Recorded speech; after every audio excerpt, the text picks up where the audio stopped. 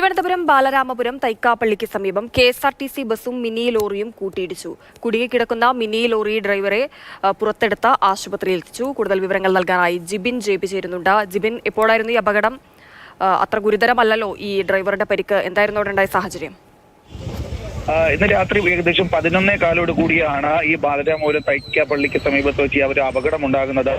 തിരുവനന്തപുരത്തേക്ക് വരികയായിരുന്ന കെഎസ്ആർടിസി ബസും നെയ്യാറ്റിൻകര ഭാഗത്തേക്ക് പോവുകയായിരുന്ന പിക്കപ്പ് ലോറിയും തമ്മിലാണ് കൂട്ടിയിടിച്ചത്. ഈ ഇടിയുടെ ആഘാതത്തിൽ മിനി ലോറിയുടെ ഒരു ഭാഗം ബസിന്റെ അടിയിലേക്ക് പൂർണ്ണമായി ഇടിച്ചു കയറുകയായിരുന്നു. അങ്ങനെ മിനി ബസിന്റെ ഡ്രൈവർ ഈ ഒരു വാഹനത്തിനുള്ളിൽ കുടുങ്ങിക്കിടന്നു. മറ്റ് ബസ്സിലുണ്ടായിരുന്നവരൊക്കെ തന്നെ സമീപത്തുണ്ടായിരുന്ന നാട്ടുകാരൊക്കെ ചേർന്നുകൊണ്ട്, പോലീസും ചേർന്നുകൊണ്ട് നാട്ടുകാർ ഈ ബസ് യാത്രക്കാരെ എല്ലാം തന്നെ പുറത്തെത്തിച്ചിരുന്നു. പക്ഷേ ഈ മിനി ലോറിയുടെ ഡ്രൈവർ വാഹനത്തിനുള്ളിൽ കുടുങ്ങിക്കിടക്കുന്ന അവസ്ഥയായിരുന്നു. ഉടൻ തന്നെ വിവരം അറിഞ്ഞുകൊണ്ട് തിരുവനന്തപുരത്ത് നിന്നുള്ള ഫയർഫോഴ്സ് യൂണിറ്റും നെയ്യാറ്റിൻകരയിൽ നിന്നുള്ള ഫയർഫോഴ്സ് യൂണിറ്റും സംഭവ സ്ഥലത്തെത്തി പിക്കപ്പ് വാൻ വെട്ടിപ്പൊളിച്ചാണ് ഈ ഡ്രൈവറെ പുറത്തേക്ക് എടുത്തത്.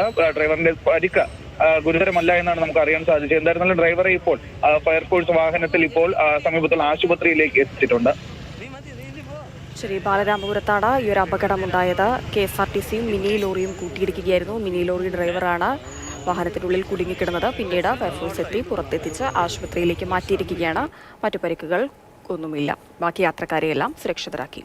ജിബിൻ ജെബിയാണ് വിവരങ്ങൾ നൽകിയത്.